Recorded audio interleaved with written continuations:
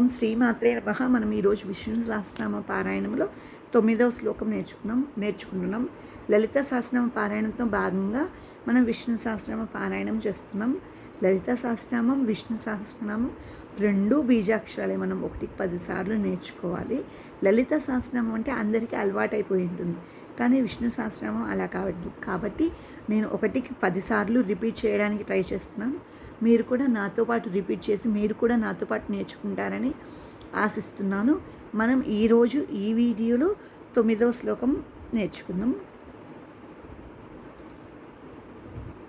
ఇప్పుడు 9వ శ్లోకం నేర్చుకుందాం.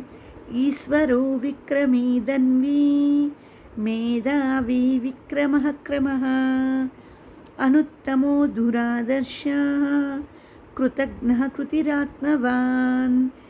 ఈశ్వరో విక్రమీదన్వీ మేధావి విక్రమః క్రమః అనుత్తమో దురాదర్శః కృతజ్ఞ కృతిరాత్మవాన్.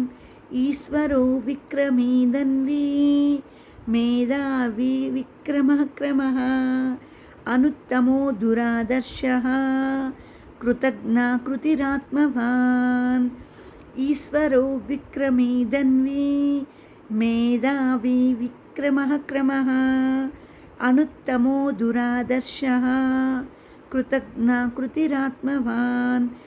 ఈశ్వరో విక్రమీదన్వీ మేధావి విక్రమః క్రమః అనుత్తమో దురాదర్శః కృతజ్ఞ కృతిరాత్మవాన్.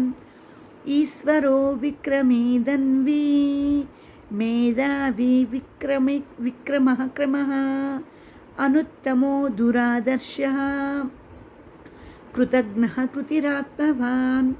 ఈశ్వరో విక్రమీదన్వీ మేధావి విక్రమః క్రమః అనుత్తమో దురాదర్శః కృతజ్ఞ కృతిరాత్మవాన్.